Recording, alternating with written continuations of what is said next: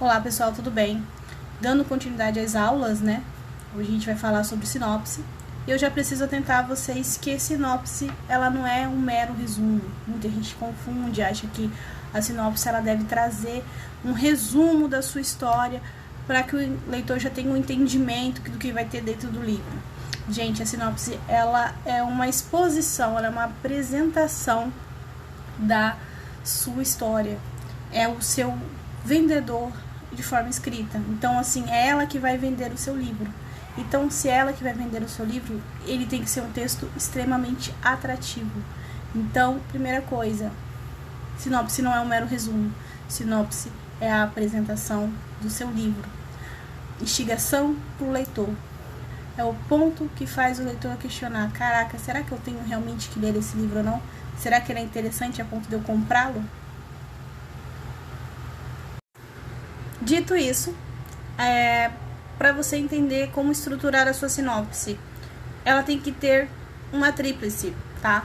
A primeira dela é a apresentação do primeiro personagem principal, né, do protagonista em si, aquele que em todos os seus capítulos ele vai aparecer de alguma forma, nem que seja um vilão citando ele, mas esse é o personagem que tem que estar de cara na primeira parte da sua sinopse, tá? Porque o ideal de uma sinopse ela é conter entre até no máximo 4 parágrafos. Eu acho o ideal 3, né? Mas tem gente que consegue desenvolver um 4º parágrafo, que seria uma conclusão, um fechamento da sinopse. Mas enfim, então o primeiro parágrafo de uma sinopse ele precisa ter o seu personagem principal. E o seu personagem principal, o seu protagonista, é aquele que aparece em mais de 90% do seu livro, de preferência 100%. Voltando um pouquinho, falando sobre os parágrafos. A sinopse precisa ter entre 3 a 4 parágrafos.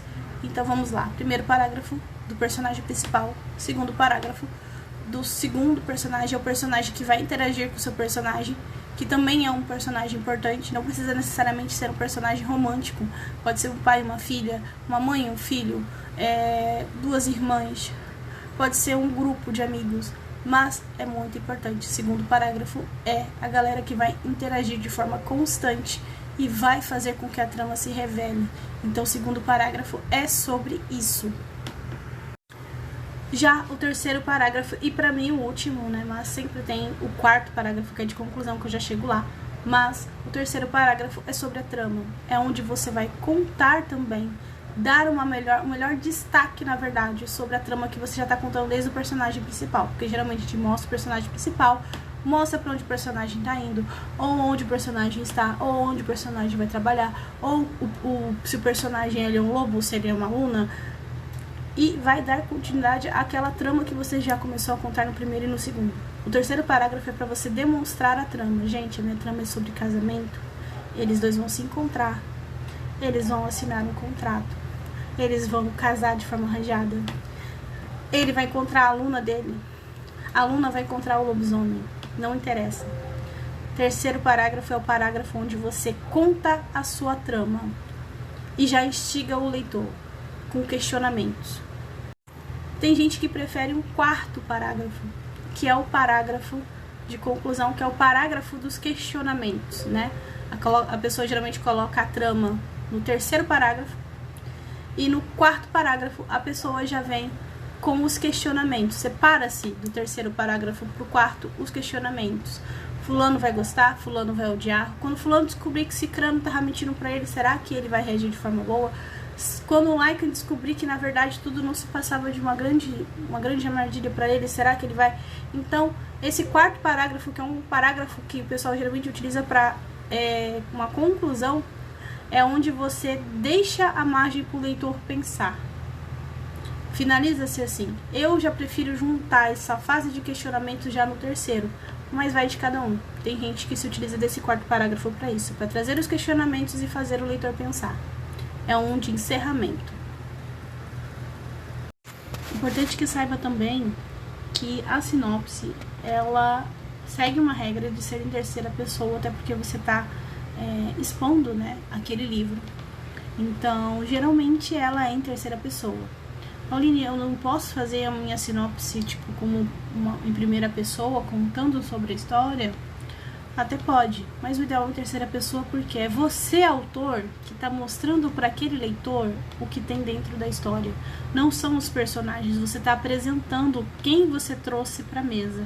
Você está apresentando para o leitor quem são os personagens que você criou e a história que você criou. Então não cabe uma primeira pessoa ali, não cabe você colocar um personagem seu contando, porque não foi ele que criou a história, foi você. Então sim, até pode usar, não recomendo. O ideal é sempre em terceira pessoa, porque aquele ali é o ponto em que você, autor, vai apresentar a sua trama e seus personagens. Então, fixando novamente para vocês, temos, em média, numa sinopse, de 1 a 3 parágrafos. Quarto depende da pessoa, tá? Primeiro parágrafo, protagonista. Segundo parágrafo, personagem ou personagens de interação constante com o protagonista. Terceiro, trama e questionamentos, ou trama e depois, quarto parágrafo, questionamentos, tá? E o que eu apresento, então, do protagonista no primeiro parágrafo? O nome, uma característica que seja importante, se ela é filha de alguém, se é um mafioso, se é um lobo, se é um vampiro, se é alguma coisa. Claro que se o ponto for, tipo, é um vampiro, mas eu não quero revelar que é um vampiro, que ele é um vampiro de cara, ele é um protagonista, não conte. Conte que ele tem alguns segredos. E do primeiro parágrafo, depois que você apresenta esse personagem, você já traz a liga pro próximo parágrafo, que é onde você vai apresentar o outro. Então você tem que terminar esse primeiro parágrafo já falando do segundo, quem vai interagir com você. Eu vou me casar com fulano. Fulano já tá ali no primeiro parágrafo, já terminou. Fulano lá no segundo parágrafo agora. E aí no segundo parágrafo você vai falar e vai apresentar fulano. Vai apresentar algumas características que devam ser importantes, claro, de forma sucinta, que é importante porque aí vai se justificar pelo que você colocou na sinopse, o que ele vai apresentar lá dentro, as ações dele. E aí você vai contar um pouco sobre fulano. E no final do parágrafo de fulano, ou de fulanos, ou do grupo, o que seja, você já vai puxar a trama. Você já vai contar ali. E fulano, então, trouxe uma proposta para cicrana de casamento. Ou fulano gerou uma proposta ali de contrato. Ou fulano acabou, se revelando uma coisa que a fulana não esperava. E aí você vem o terceiro parágrafo. Terceiro é a trama. Vamos lá. Vão casar? Vai colocar lá. Fulano, cicrano, então, decidem se casar. Mas acontece alguma coisa. Mas, lá naquele momento, depois, naquela situação, eles não sei o que, ele se desenvolve, trama. Vamos mostrar porque o leitor ele deve ler esse livro. É tipo uma fofoca. Então, tem fulano, tem cicrano. Eles decidiram se casar. E menina, você não sabe o que aconteceu nesse casamento. Poxa, fulano é lobo. Tá doido atrás da aluna dele. Cicrana é uma aluna humana. Olha que louco. E agora? Ele sabe que ela é uma aluna, ele se encantou por ela, ele teve alguma coisa por ela lá.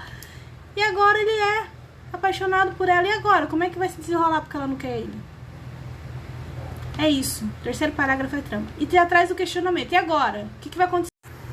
Pauline, eu necessariamente tenho que criar 3 parágrafos? 4 parágrafos? Não. Você pode no mesmo parágrafo colocar sobre ela, sobre ele ou eles ou grupo, sobre ele lá, como principal, e sobre a sua trama de forma atrativa. Ela é fulano, ele é cicrano. Respondendo mais uma pergunta aqui. É necessário questionamento no final ou pode deixar entre linhas? Você pode deixar entre linhas. Quando eu falo de questionamento, eu falo de instigamento. Você vai instigar aquele leitor, você vai deixar ali na base da interpretação dele. Você tem que deixar aquela coisa...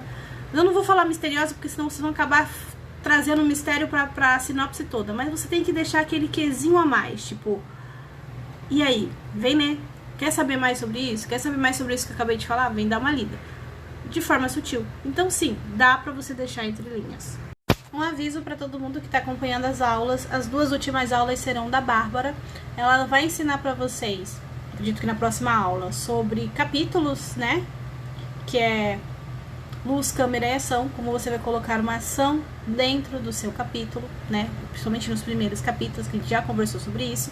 E a última aula vai ser sobre os arcos da história. Em qual momento do seu capítulo você tem que fazer aquele corte cirúrgico para deixar ele sempre entre 1.000 e 1.500 palavras e levando sempre em conta o arco da sua história. Então a Bárbara vai trazer aí nas próximas 2 semanas, né? Encerrando assim as aulas curtas que a gente programou para vocês.